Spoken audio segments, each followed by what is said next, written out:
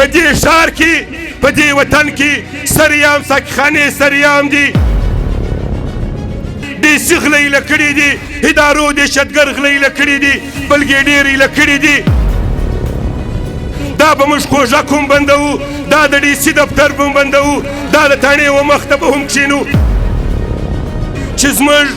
دا شین لغړی 3 بجې پورې نو سورایله 3:30 بجې پورې نو سورایله ولاکه بیا د چا پلار کوژه خلاص کړي راسره ملګري ول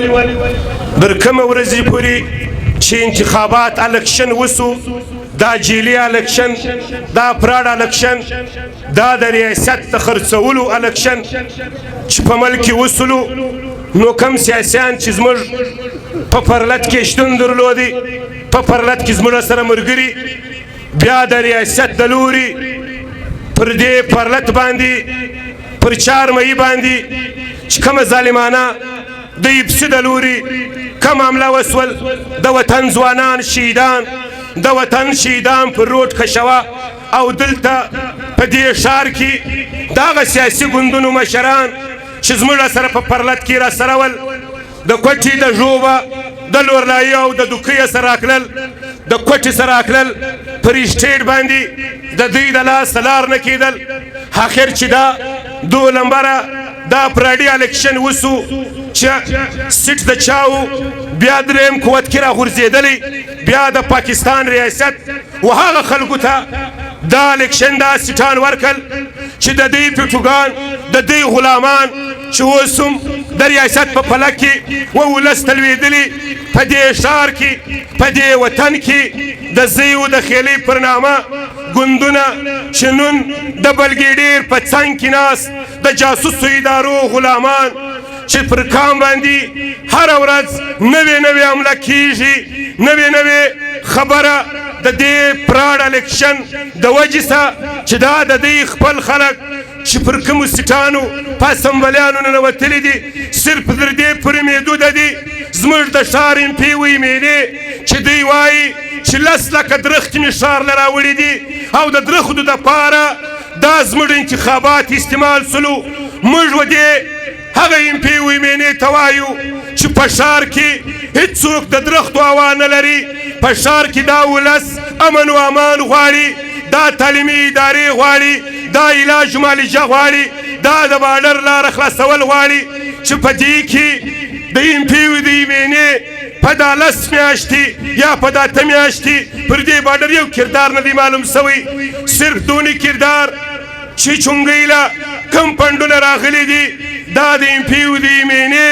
د سودا په نظریه چې دا سیټان چا په 45 لکه چا په 43 لکه رانیولي بیا دوی د خپلو مفاداتو د خپلو پیسو سر ولاړوي بیا به کام د هغه ستړو سره مخ وي لکه نن چې خور د وروره جلا ورور د وروره جلا لور د موره جلا نو موږ به دې ښار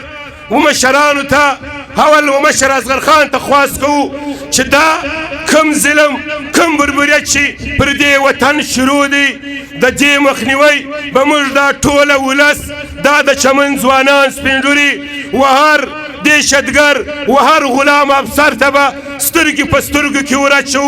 په ښار کې جیلي دماکې جیلي پټاونه د یبسي د لوري او د پوج د لوري چې زموږ وطن قوضه کوي زموږ علاقه قوضه کوي چې نن اوس هم پر سیټانو ناست دي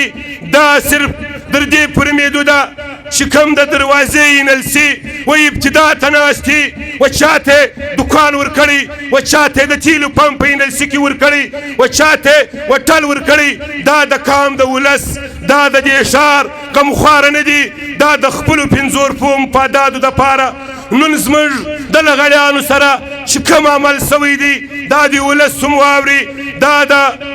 عوامي نېشنل پارټۍ مشران دې واوري چې په دې ښار کې یو دهشتګر یو 2 نمبره ډي سي او ډي پي او سي ناست دي چې زموږ ملګري د شنه په نامه باندې چې نن پولیسو پورته کړی دی موږ ټوله لغړیانو ته دا خواست کوو چې ځای پر ځای کښېنئ چې دا احتجاج ختم سو دا به موږ کوژک هم بندوو دا د ډي سي دفتر به هم بندوو دا د تڼۍ و مخ ته به هم کښېنو چې زموږ د ځوانانو سره دا عمل کیږي پیو جیلي منګړه پی پایار کې دا خلک پورته کوي په دې ښار کې په دې وطن کې سریام ساقخانې سریام دي ډي سي غله ایله کړي دي ادارو دهشتګر غله ایله کړي دي بلګېډیر ایله کړي دي هغه نه نیول کیږي که د کام د وطن دپاره د دې ولس دپاره دې مبارزه کول بیا د دې ښار خلک پورته کوي بیا د لغړیانو ملګري پورته کوي که شین یا دهشتګر دی یا غل دی یا د منشیاتو کار کوي پر دا سر دی وولي